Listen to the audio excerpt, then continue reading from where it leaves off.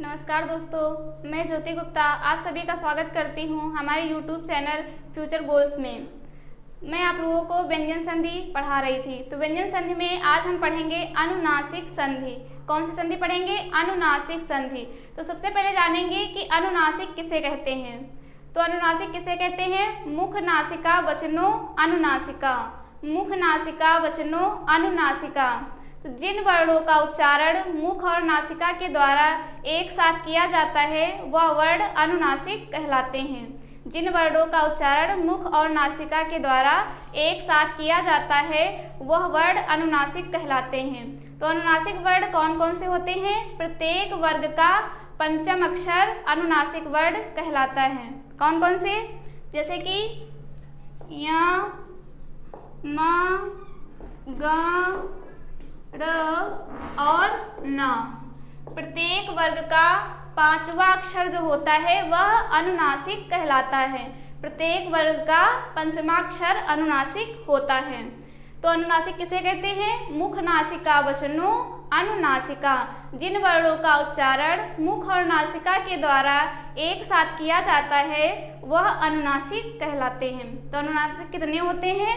अनुनासिक 5 प्रकार के होते हैं। क्वेश्चन आता है पेपर में कि अनुनासिक वर्ण कितने होते हैं और कौन कौन से होते हैं। तो हमें याद रखना है अनुनासिक वर्ण 5 होते हैं। कौन कौन से होते हैं?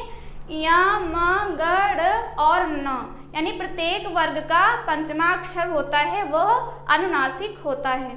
तो अनुनासिक संधि पढ़ रहे हैं। तो अनुनासिक संधि का सूत्र क्या होता है?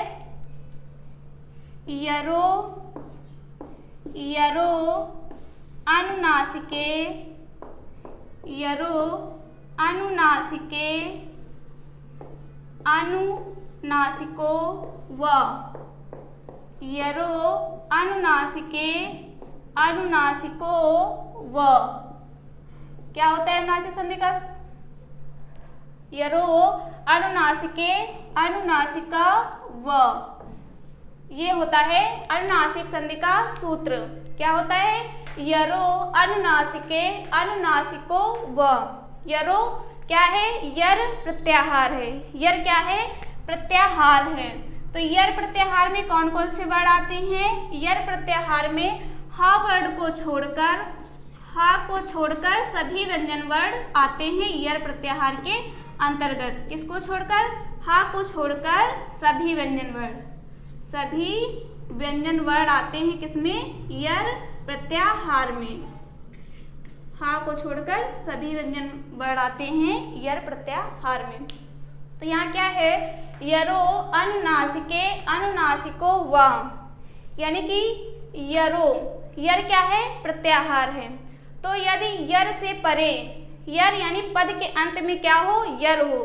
पद के अंत पे यर हो और उससे परे यानी उसके बाद में क्या हो? अनुनासिक हो। अनुनासिक यानी कि वर्ग का पंचमाक्षर। प्रत्येक वर्ग का पंचमाक्षर कोई भी अक्षर हो, 5वां अक्षर हो।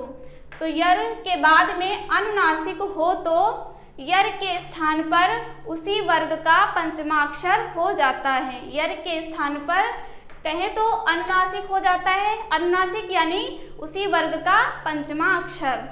तो यर से परे, यर के बाद में यदि अनुनासिक हो तो, यर के बाद में अनुनासिक हो तो यर के स्थान पर उसी वर्ग का पंचमाक्षर हो जाता है। यर के बाद में, यर के बाद में अनुनासिक वर्ण हो तो क्या हो?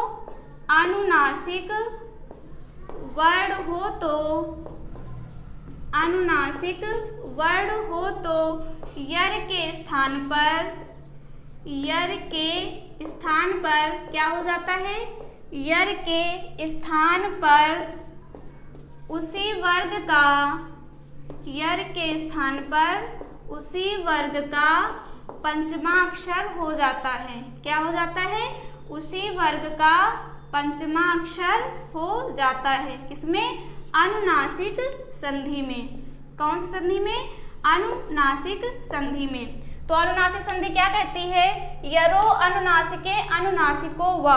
यर के बाद में क्या हो? अनुनासिक हो तो यर के स्थान पर उसी वर्ग का पंचमाक्षर हो जाता है। तो अब जैसे कि इसका उदाहरण देखते हैं, तो अनुनासिक संधि का उदाहरण है जैसे कि वाक् प्लस मयम, वाक् प्लस मयम।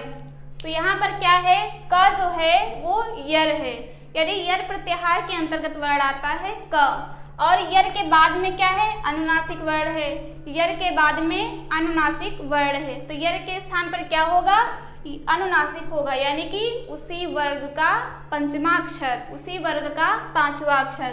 तो का वर्ग का पांचवा अक्षर क्या होता है, का वर्ग का पांचवा अक्षर होता है ग। क्या होता है, ग। का वर्ग का पंचमा अक्षर होता है ग। तो यहाँ पर क्या हो जाएगा, यहाँ पर बनेगा वा और क के स्थान पर होगा ग, तो बन जाएगा वांग, आगे है मयम, वांग मयम।